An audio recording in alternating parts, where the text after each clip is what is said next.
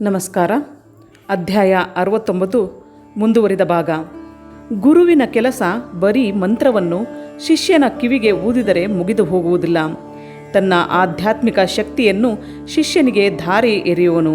ಹೀಗೆ ಕೊಡಲು ಅವನು ಅದನ್ನು ಪಡೆದುಕೊಂಡಿರಬೇಕು. ಹೀಗೆ ಆಧ್ಯಾತ್ಮಿಕ ಶಕ್ತಿಯನ್ನು ಒಬ್ಬ ಮತ್ತೊಬ್ಬನಿಗೆ ಕೊಡಬೇಕಾದರೆ ಅದು ಹರಿಯಲು ಒಂದು ಮಧ್ಯವರ್ತಿ ಬೇಕು. ಅದೇ ಪ್ರೇಮ. ಶ್ರೀರಾಮಕೃಷ್ಣರಿಗೆ ತಮ್ಮ ಶಿಷ್ಯರಲ್ಲಿ ಅಸೀಮವಾದ ಪ್ರೇಮವಿತ್ತು. ಅವರು ಶಿಷ್ಯರನ್ನು ಪ್ರೀತಿಸುತ್ತಿದ್ದಂತೆ ತಾಯಿ ತನ್ನ ಮಗುವನ್ನು ಪ್ರೀತಿಸಲಾರಳು. ಪ್ರೇಮಿ ತನ್ನ ಪ್ರೇಯಸಿಯನ್ನು ಪ್ರೀತಿಸಲಾರನು. ಒಮ್ಮೆ ಅವರ ಪ್ರೇಮದ ಸವಿಯನ್ನು ರುಚಿ ನೋಡಿದವನಿಗೆ ಉಳಿದ ಎಲ್ಲ ಪ್ರೀತಿಗಳೆಲ್ಲವೂ ಸಪ್ಪೆಯಾಗುತ್ತಿದ್ದವು. ಶ್ರೀರಾಮಕೃಷ್ಣರ ಪ್ರತ್ಯಕ್ಷ ಶಿಷ್ಯರಾದ ಸ್ವಾಮಿ ವಿಜ್ಞಾನಾನಂದರನ್ನು ಒಮ್ಮೆ ಕಂಡಿದ್ದೆ. ಅವರನ್ನು ಕೇಳಿದೆ, ನಿಮಗೆ ಶ್ರೀರಾಮಕೃಷ್ಣರಲ್ಲಿ ತುಂಬ ಆಕರ್ಷಣೀಯವಾದ ಭಾವ ಯಾವುದು ಎಂದು. ಅವರು ಹೇಳಿದರು, ಅವರ ಸಮಾಧಿ ಮುಂತಾದುವನ್ನು ನಾನು ಅರ್ಥ ಮಾಡಿಕೊಳ್ಳುವ ಸ್ಥಿತಿಯಲ್ಲಿರಲಿಲ್ಲ. ಆದರೆ ಅವರು ನನಗೆ ಪ್ರೀತಿ ತೋರಿಸಿದ್ದನ್ನು ನಾನು ಎಂದೆಂದಿಗೂ ಮರೆಯುವುದಿಲ್ಲ.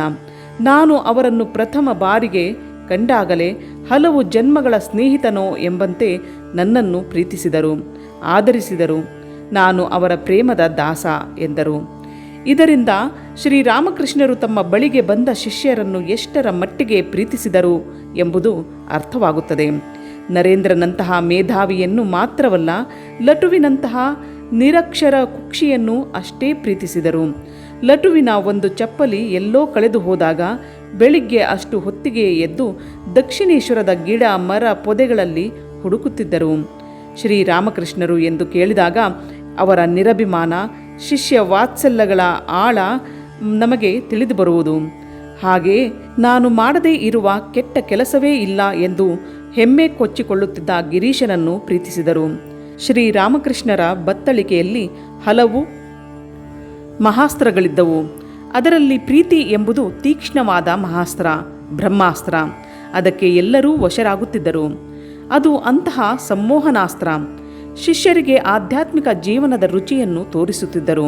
ಆದರೆ ಅದು ಬರೀ ರುಚಿ ತೋರಿಸಿ ಅವರನ್ನು ತಾತ್ಕಾಲಿಕವಾಗಿ ಸಂತೋಷಪಡಿಸುವುದಕ್ಕಲ್ಲ, ಆ ಸವಿಯನ್ನು ಎಂದೆಂದಿಗೂ ತಮ್ಮದನ್ನಾಗಿ ಮಾಡಿಕೊಳ್ಳಬೇಕು ಎಂಬ ಬಯಕೆಯ ಹೋರಾಟವನ್ನು ಅವರಲ್ಲಿ ಬಿತ್ತುವುದಕ್ಕೆ. ಶಿಷ್ಯರನ್ನು ತಮ್ಮ ಸ್ವಂತ ಕಾಲುಗಳ ಮೇಲೆ ನಿಂತು ಸಾಧನೆ ಮಾಡುವಂತೆ ಮಾಡಿದರು. ಶ್ರೀರಾಮಕೃಷ್ಣರ ಕೃಪೆಯಿಂದ ಶಿಷ್ಯರಿಗೆ ಆಧ್ಯಾತ್ಮಿಕ ಅನುಭವಗಳು ಮಿಂಚಿನಂತೆ ಉಂಟಾಗಿ ಅದರ ರುಚಿಯ ಅನುಭವವಾಯಿತು. ಆ ಅನುಭವವನ್ನು ಗಟ್ಟಿಯಾಗಿ ತಮ್ಮ ದಿನನಿತ್ಯದ ಅನುಭವವನ್ನಾಗಿ ಮಾಡಿಕೊಳ್ಳಲು ಸಾಧನೆ ಅವಶ್ಯಕವಾಯಿತು.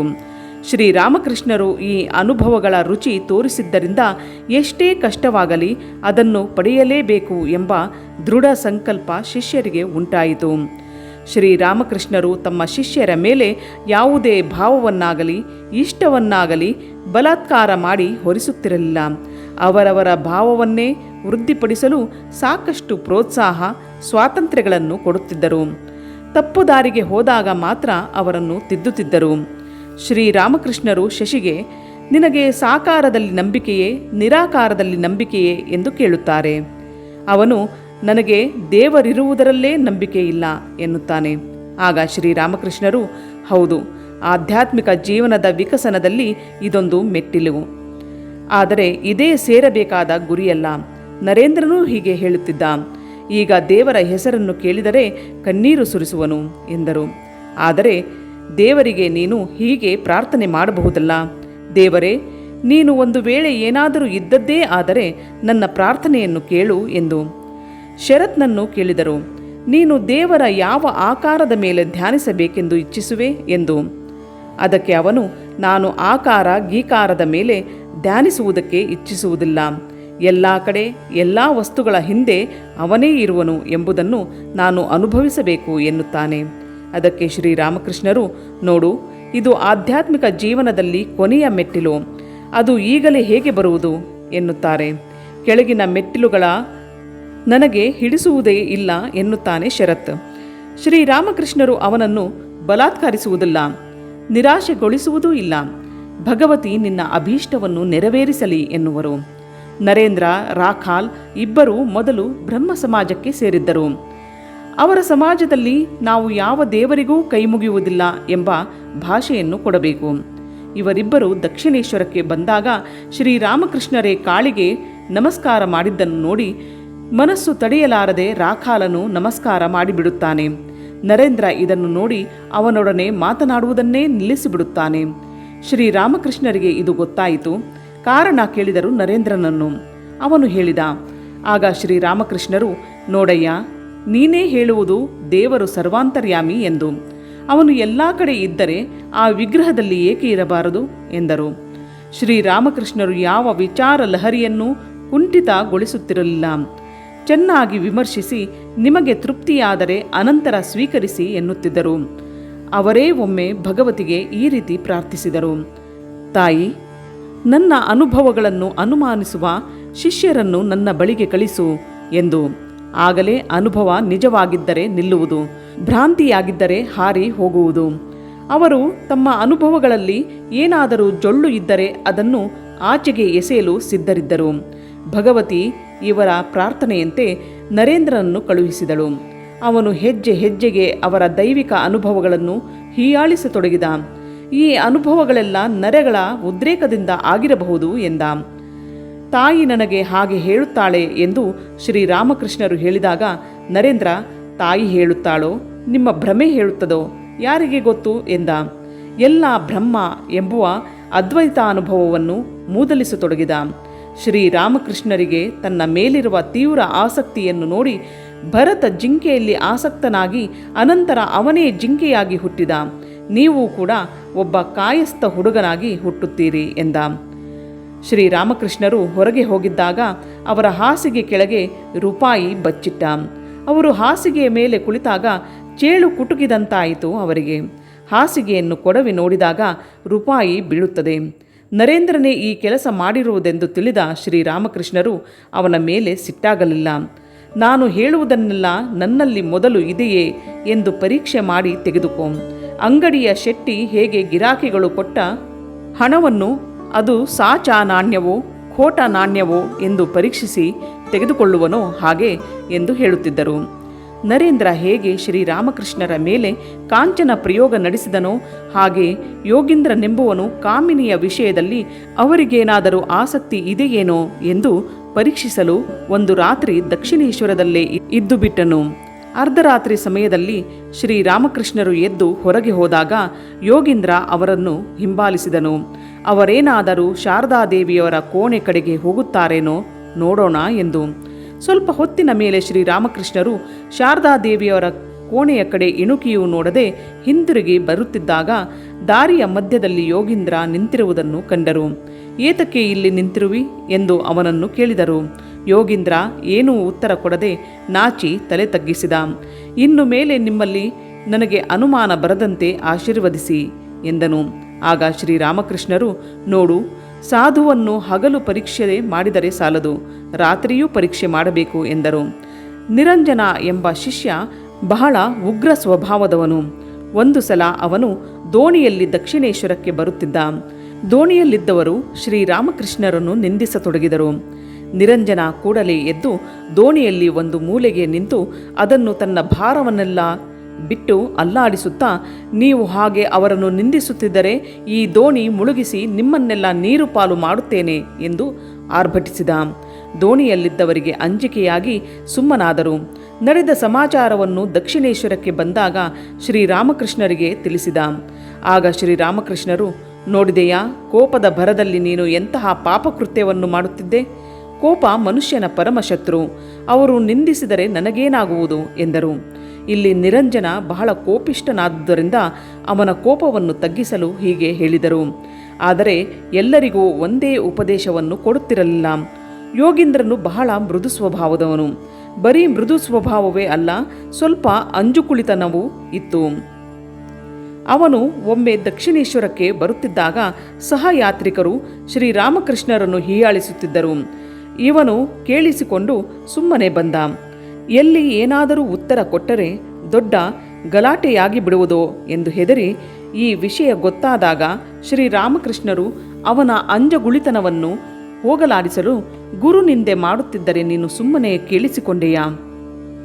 ಅವರನ್ನು ಖಂಡಿಸಬೇಕಾಗಿತ್ತು, ಅಥವಾ ದೋಣಿಯನ್ನು ದಡದಲ್ಲಿ ನಿಲ್ಲಿಸುವಂತೆ ಹೇಳಿ ಗುರು ನಿಂದೆಯಾಗುವ ಸ್ಥಳವನ್ನಾದರೂ ಬಿಟ್ಟು ಬರಬೇಕಾಗಿತ್ತು ಎಂದರು. ಮತ್ತೊಬ್ಬ ಭಕ್ತನು ತಿಗಣೆ ಸೊಳ್ಳೆಗಳನ್ನು ಕೊಲ್ಲುವುದೇ ಬೇಡವೇ ಎಂಬ ವಿಷಯದಲ್ಲಿ ಶ್ರೀರಾಮಕೃಷ್ಣರು ಏನು ಹೇಳುತ್ತಾರೋ ಕೇಳೋಣವೆಂದು ಬಂದ. ಅದೇ ಸಮಯಕ್ಕೆ ಶ್ರೀರಾಮಕೃಷ್ಣರು ತಮ್ಮ ಹಾಸಿಗೆ ದಿಂಬುಗಳನ್ನು ಬಿಸಿಲಲ್ಲಿ ಹಾಕಿ ಅದರಲ್ಲಿರುವ ತಿಗಣೆಗಳನ್ನು ಕೊಲ್ಲುತ್ತಿದ್ದರು. ಇವನಿಗೆ ಕೇಳುವ ಹಾಗೆ ಅವರು ಹೇಳಿದರು, ನೋಡು, ತಿಗಣೆ ಕಡಿದರೆ ಮನಸ್ಸು ದೇಹದ ಮೇಲೆ ಬರುವುದು. ಅದೊಂದು ಆತಂಕ ದೇವರ ಧ್ಯಾನಕ್ಕೆ, ಅದಕ್ಕೇನೆ ಇವುಗಳನ್ನು ಕೊಲ್ಲುತ್ತಿದ್ದೇನೆ. ಇನ್ನೊಬ್ಬ ಹುಡುಗನಿಗೆ ಸದಾ ಮೀನುಗಳನ್ನು ಹಿಡಿಯುವ ಹವ್ಯಾಸ. ದಕ್ಷಿಣೇಶ್ವರಕ್ಕೆ ಬಂದಾಗಲೂ ಅವನು ಮೀನುಗಳನ್ನು ಹಿಡಿಯುತ್ತಿದ್ದ. ಒಂದು ದಿನ ಶ್ರೀರಾಮಕೃಷ್ಣರು, ಏತಕ್ಕೆ ಪ್ರಾಣಿ ಹಿಂಸೆ ಮಾಡುತ್ತಿರುವೆ ಎಂದು ಕೇಳಿದರು. ಅದಕ್ಕೆ ಅವನು, ಯಾರು ಯಾರನ್ನು ಕೊಲ್ಲುತ್ತಾರೆ, ಆತ್ಮವನ್ನು ಯಾರೂ ಏನೂ ಮಾಡುವುದಕ್ಕೆ ಆಗುವುದಿಲ್ಲ ಎಂದು ದೊಡ್ಡ ವೇದಾಂತವನ್ನೇ ಹೇಳಿದನು. ಆಗ ಶ್ರೀರಾಮಕೃಷ್ಣರು, ಯಾವನು ಎಲ್ಲ ಭೂತಗಳಲ್ಲಿಯೂ ತನ್ನ ಆತ್ಮವೇ ಇದೆ ಎಂಬುದನ್ನು ಅನುಭವಿಸಬಲ್ಲನೋ ಅವನು ಒಂದು ಪ್ರಾಣಿಗೂ ಹಿಂಸೆ ಕೊಡಲಾರ ಎಂದರು. ಭಕ್ತಿ ವೈರಾಗ್ಯಗಳ ಹೆಸರಿನಲ್ಲಿ ಮರೆವು, ಅಸಡ್ಡೆ, ಅಜಾಗರೂಕತೆ ಇವುಗಳಿರುವುದನ್ನು ಶ್ರೀರಾಮಕೃಷ್ಣರು ಸಹಿಸುತ್ತಿರಲಿಲ್ಲ. ಅವರು ಪ್ರಾಪಂಚಿಕ ವ್ಯವಹಾರಗಳಲ್ಲಿ ತುಂಬ ಜಾಗರೂಕರಾಗಿದ್ದರು. ಯಾವುದಾದರೂ ಒಂದು ವಸ್ತುವನ್ನು ತೆಗೆದುಕೊಂಡರೆ ಪುನಃ ಅದನ್ನು ಅದೇ ಸ್ಥಳದಲ್ಲಿಡುತ್ತಿದ್ದರು. ಕತ್ತಲೆಯಲ್ಲಿ ತಡಕಿದರೂ ಅದು ಸಿಕ್ಕುವಂತಿರಬೇಕು ಎಂದು ಹೇಳುತ್ತಿದ್ದರು. ತಮ್ಮ ಕೋಣೆಗೆ ಬೀಗ ಹಾಕಿದ ಮೇಲೆ 3 ಸಲ ಅದನ್ನು ಎಳೆದು ನೋಡುತ್ತಿದ್ದರು. ತಮ್ಮನ್ನು ನೋಡಲು ಬಂದ ಭಕ್ತನೊಬ್ಬ ಬಹಳ ದೂರದಲ್ಲಿ ಚಪ್ಪಲಿಯನ್ನು ಬಿಟ್ಟು ಬಂದಾಗ, ಅಷ್ಟು ದೂರ ಬಿಡಬೇಡ, ಯಾರಾದರೂ ತೆಗೆದುಕೊಂಡು ಹೋಗುತ್ತಾರೆ, ಹತ್ತಿರ ತಂದು ಬಿಡು ಎನ್ನುತ್ತಾರೆ. ಯಾರದೋ ಭಕ್ತರ ಮನೆಗೆ ಹೋಗಿದ್ದಾಗ ಶಿಷ್ಯರನ್ನು, ನಮ್ಮ ಚಪ್ಪಲಿಗಳಿವೆಯೋ ಅಥವಾ ಯಾರಾದರೂ ಎಗರಿಸಿ ಬಿಟ್ಟಿರುವರೋ ನೋಡಿ ಎನ್ನುವರು. ಒಮ್ಮೆ ಶ್ರೀ ಶಾರದಾದೇವಿಯವರು ತರಕಾರಿ ಹೆಚ್ಚುವಾಗ ಸಿಪ್ಪೆಯನ್ನು ಜಾಸ್ತಿ ತೆಗೆದುದನ್ನು ನೋಡಿ ತಮ್ಮ ಅತೃಪ್ತಿಯನ್ನು ವ್ಯಕ್ತಪಡಿಸಿದರು.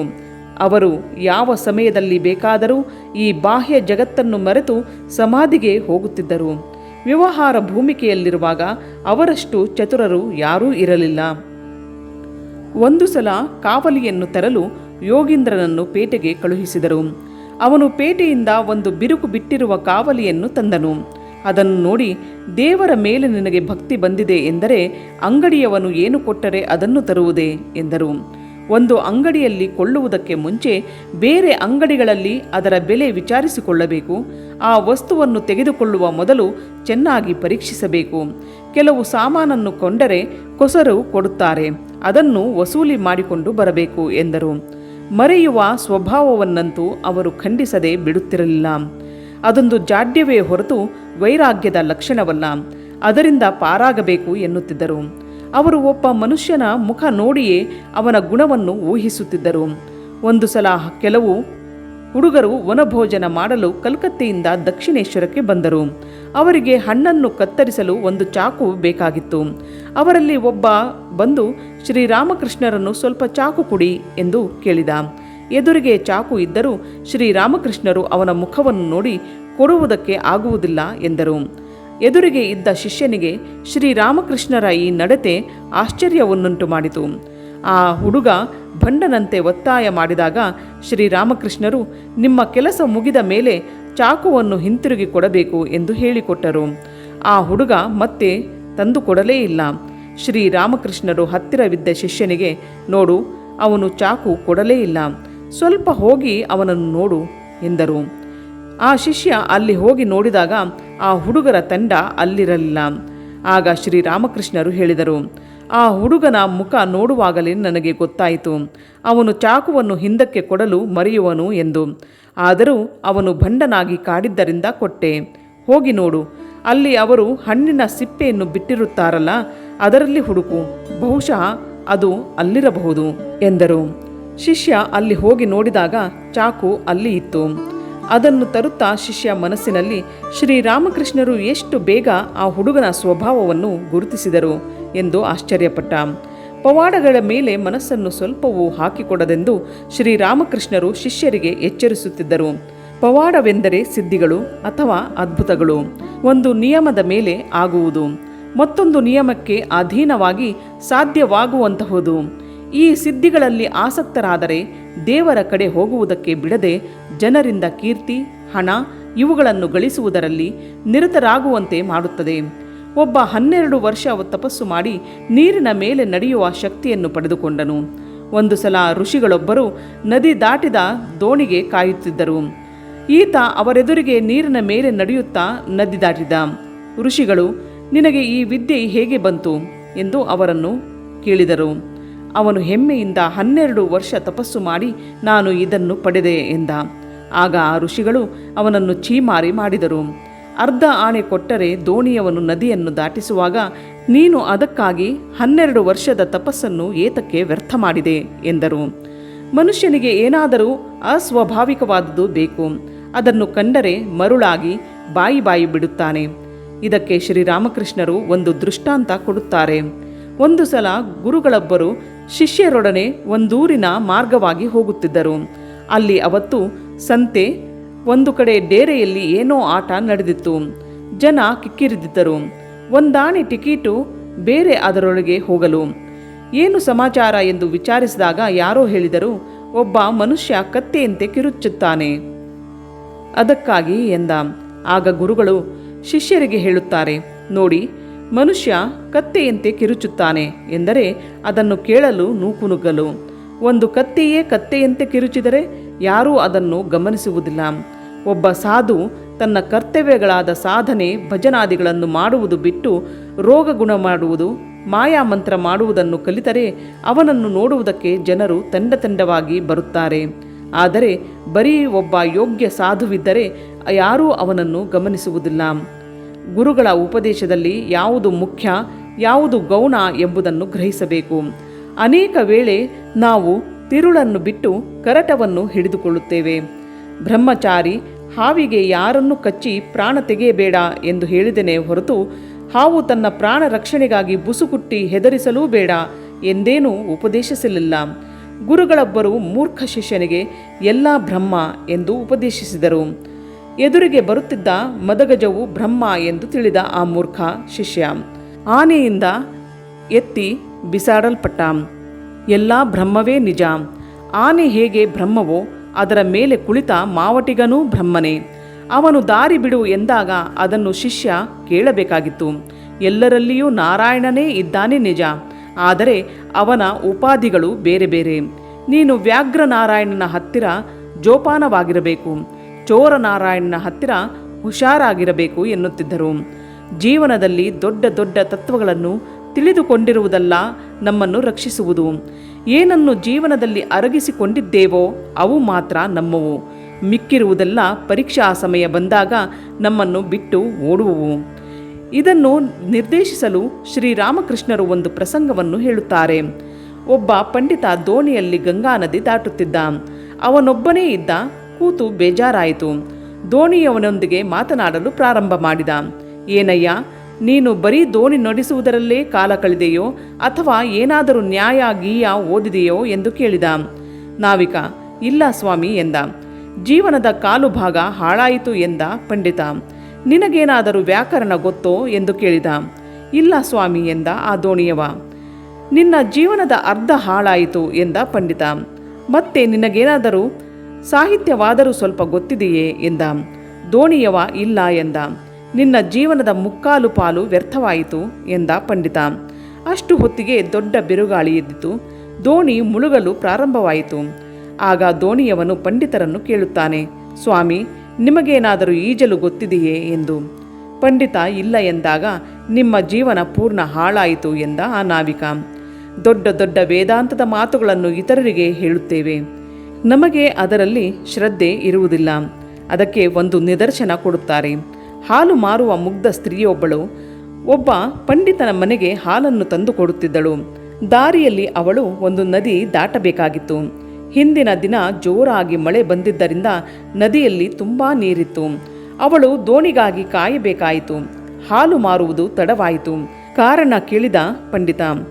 ಅವಳು ಕಾರಣ ತಿಳಿಸಿದಾಗ ಆ ಪಂಡಿತ ಹಾಸ್ಯಕ್ಕಾಗಿ ದೇವರ ನಾಮ ಹೇಳಿಕೊಂಡು ಭವಸಾಗರವನ್ನೇ ದಾಟುತ್ತಾರಂತೆ.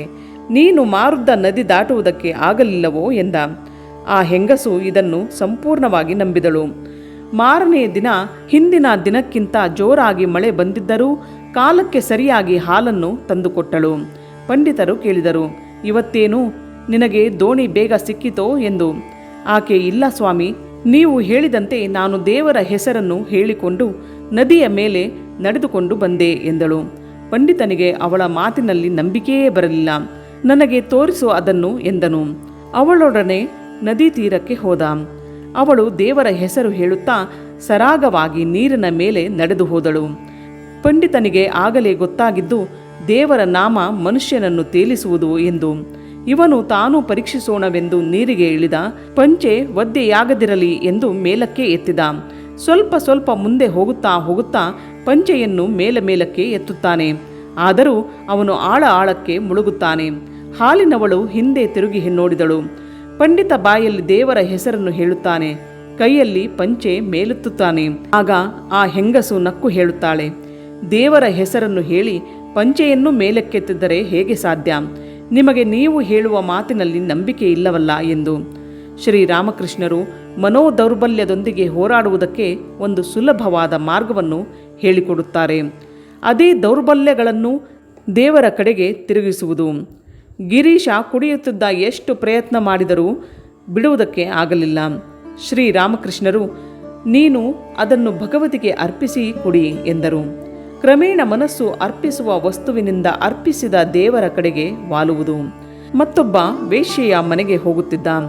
ನೀನು ಹೋಗುವಾಗ ಭಗವತಿಯ ನಾಮವನ್ನು ಚಿಂತಿಸುತ್ತಾ ಹೋಗು ಎಂದರು. ಹಾಗೆ ಮಾಡಿದರೆ ಒಂದಲ್ಲ ಒಂದು ದಿನ ಅವನಿಗೆ ನಾಚಿಕೆ ಬಂದು ಹಿಂದಿರುಗುತ್ತಾನೆ ಎಂದು. ಹೆಂಗಸೊಬ್ಬಳು, ನನಗೆ ಧ್ಯಾನದಲ್ಲಿ ಏಕಾಗ್ರತೆಯೇ ಸಿದ್ಧಿಸುತ್ತಿಲ್ಲ ಎಂದಾಗ, ನಿನಗೆ ಯಾವುದರಿಂದ ಅದು ವಿಚಲಿತವಾಗುವುದು ಎಂದು ಕೇಳಿದರು.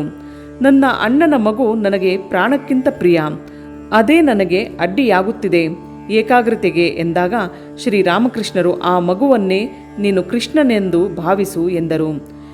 ಹರಿಗೆ ಸ್ತ್ರೀಯರನ್ನು ಕಂಡರೆ ದ್ವೇಷ. ಒಂದು ಹೆಣ್ಣು ಮಗು ಅಂಬೆಗಾಲಿಡುತ್ತಾ ಬಂದರೂ ಅವನು ಸಹಿಸುತ್ತಿರಲಿಲ್ಲ. ಶ್ರೀರಾಮಕೃಷ್ಣರು ಅವನಿಗೆ ಹೇಳುತ್ತಾರೆ, ನೀನು ಸ್ತ್ರೀಯನ್ನು ದ್ವೇಷಿಸಬೇಡ, ದ್ವೇಷಿಸಿದಷ್ಟು ಬೇಗ ಬಲೆಗೆ ಬೀಳುತ್ತೀಯೇ. ಎಲ್ಲ ಸ್ತ್ರೀಯರು ಜಗನ್ಮಾತೆಯ ರೂಪವೆಂದು ನೋಡು ಎಂದರು. ಶ್ರೀರಾಮಕೃಷ್ಣರನ್ನು ಕೆಲವು ಜನರು ಅವತಾರ ಪುರುಷರು ಎಂದು ನೋಡುತ್ತಿದ್ದರು. ದೇವರಿಗೆ ಕೊಡುವಷ್ಟೇ ಗೌರವವನ್ನು ಅವರ ಶಿಷ್ಯರು ಅವರಿಗೆ ಕೊಡುತ್ತಿದ್ದರು. ಇದರಿಂದ ಶ್ರೀರಾಮಕೃಷ್ಣರೇನೂ ಅಹಂಕಾರ ಪಡಲಿಲ್ಲ. ಕೊನೆಯ ತನಕ ಅವರು ದೀನ ಭಾವದಲ್ಲೇ ಇದ್ದರು. ನಾನು ಎಲ್ಲಿಯವರೆಗೆ ಬದುಕಿರುತ್ತೇನೋ ಅಲ್ಲಿಯವರೆಗೆ ಕಲಿಯುತ್ತೇನೆ ಎನ್ನುತ್ತಿದ್ದರು. ಒಂದು ಸಲ ಬ್ರಹ್ಮ ಸಮಾಜದವರು ಕೇಶವ ಮತ್ತು ವಿಜಯನನ್ನು ಚೈತನ್ಯ ಮತ್ತು ನಿತ್ಯಾನಂದರ ಅವತಾರ ಎಂದರು. ಆಗ ಯಾರೋ, ಹಾಗಾದರೆ ಶ್ರೀರಾಮಕೃಷ್ಣರು ಯಾರು ಎಂದು ಕೇಳಿದರು. ಅಲ್ಲೇ ಇದ್ದ ಶ್ರೀರಾಮಕೃಷ್ಣರು ಹೇಳುತ್ತಾರೆ, ನಾನು ಅವರ ಪಾದಧೂಳಿ ಎಂದು. ಬ್ರಹ್ಮ ಸಮಾಜದ ಮಾಸ ಪತ್ರಿಕೆಯಲ್ಲಿ ಶ್ರೀರಾಮಕೃಷ್ಣರ ಮೇಲೆ ಒಂದು ಲೇಖನ ಬಂದಿತ್ತು. ಸುಬೋಧ ಎಂಬ ಹುಡುಗ ಅದನ್ನು ಓದಿ ಶ್ರೀರಾಮಕೃಷ್ಣರನ್ನು ನೋಡಲು ಬಂದ. ನಿನಗೆ ಹೇಗೆ ನನ್ನ ವಿಷಯ ಗೊತ್ತಾಯಿತು ಎಂದು ಶ್ರೀರಾಮಕೃಷ್ಣರು ಸುಬೋಧನನ್ನು ಕೇಳಿದರು. ಆಗ ಅವನು, ನೀವು ಎಂತಹ ದೊಡ್ಡವರು, ನಿಮ್ಮ ಮೇಲೆ ಲೇಖನವೇ ಬಂದಿದೆ ಎಂದ. ಆಗ ಶ್ರೀರಾಮಕೃಷ್ಣರು, ನನ್ನಲ್ಲೇನಿದೆ, ನಾನೊಂದು ಕ್ಷುದ್ರತಮ ಕೀಟ ಎಂದರು. ಗಿರೀಶನ ತಮ್ಮ ಅತುಲ ಮೊದಮೊದಲು ಶ್ರೀರಾಮಕೃಷ್ಣರನ್ನು ಹೀಯಾಳಿಸುತ್ತಿದ್ದ. ಕ್ರಮೇಣ ಅವನೇ ಅವರ ಪ್ರಭಾವಕ್ಕೆ ಒಳಗಾದ. ನಾನು ನಿಮ್ಮನ್ನು ಹೇಗೆ ಕರೆಯಲಿ ಎಂದನು. ಆಗ ಶ್ರೀರಾಮಕೃಷ್ಣರು, ದಾರಿಯಲ್ಲಿ ಹೋಗುವ ಯಾವನೋ ಅನಾಮಧೇಯನನ್ನು ಕರೆಯುತ್ತೀಯಲ್ಲ, ಹಾಗೆ ಕರೆದರೆ ಸಾಕಯ್ಯ ಎಂದರು. ಒಬ್ಬ ಶ್ರೀಮಂತ ಶಿಷ್ಯ ಶ್ರೀರಾಮಕೃಷ್ಣರೊಡನೆ ಮಾತನಾಡುತ್ತಿದ್ದಾಗ, ಜೀವಿಗಳು ಪರೋಪಕಾರ ಮಾಡಬೇಕು ಎಂದು ಹೇಳುತ್ತಾನೆ. ಶ್ರೀರಾಮಕೃಷ್ಣರು, ಒಬ್ಬ ಜೀವಿ ಮತ್ತೊಂದು ಜೀವಿಗೆ ಉಪಕಾರವೇನೂ ಮಾಡಲಾರ, ದೇವರೊಬ್ಬ ಅದನ್ನು ಮಾಡಬಲ್ಲ, ಭಗವಂತನೇ ಎಲ್ಲರಲ್ಲಿಯೂ ಇದ್ದಾನೆ ಎಂದು ತಿಳಿದು ಸೇವೆ ಮಾತ್ರ ನಾವೆಲ್ಲ ಮಾಡಬಹುದು. ಇದರಿಂದ ಉದ್ಧಾರವಾಗುವವರು ನಾವೇ, ಜಗತ್ತಲ್ಲ ಎಂದರು. ನರೇಂದ್ರ ಈ ಮಾತನ್ನು ಕೇಳಿದ. ಈ ದಿನ ಒಂದು ಅದ್ಭುತ ಸತ್ಯವನ್ನು ತಿಳಿದುಕೊಂಡೆ. ಬದುಕಿದ್ದರೆ ನಾನು ಇದನ್ನು ಅನಂತರ ಈ ಜಗತ್ತಿಗೆ ಸಾರುತ್ತೇನೆ ಎಂದನು. ಅನಂತರ ಸ್ವಾಮಿ ವಿವೇಕಾನಂದರಾಗಿ ಅವರು ಮಾಡಿದ ಕರ್ಮಯೋಗದ ಉಪನ್ಯಾಸವೆಲ್ಲ ಉಪಕಾರವಲ್ಲ, ಸೇವೆ ಎಂಬ ಸೂತ್ರಕ್ಕೆ ಬರೆದ ಭಾಷ್ಯದಂತೆ ಇದೆ. ಆಧ್ಯಾತ್ಮಿಕ ಜೀವನದಲ್ಲಿ ನಾವು ಮಾಡಿದ ಸಾಧನೆ ಯಾವುದೂ ವ್ಯರ್ಥವಾಗುವುದಿಲ್ಲ. ತಕ್ಷಣವೇ ಅದರ ಪ್ರತಿಫಲ ಗೊತ್ತಾಗದೇ ಇರಬಹುದು, ಆದರೆ ಅದು ನಮ್ಮನ್ನು ರಕ್ಷಿಸುವ ಶಕ್ತಿಯಾಗಿ ಕಾದುಕೊಂಡಿರುತ್ತದೆ. ಇದಕ್ಕೆ ಒಂದು ನಿದರ್ಶನವನ್ನು ಶ್ರೀರಾಮಕೃಷ್ಣರು ಕೊಡುತ್ತಾರೆ.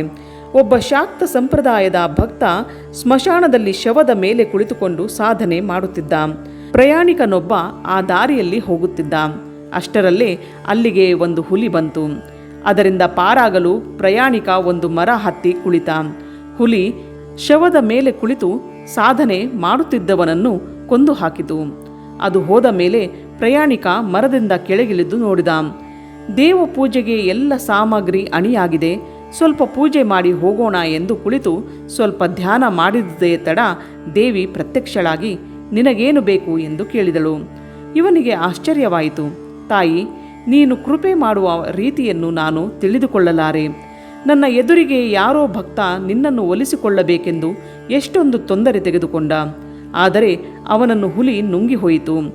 ನಾನು ಈಗ ತಾನೇ ಕುಳಿತರೆ ಕೂಡಲೇ ಪ್ರತ್ಯಕ್ಷವಾದೆಯಲ್ಲ, ಇದರ ರಹಸ್ಯವೇನು ಎಂದ.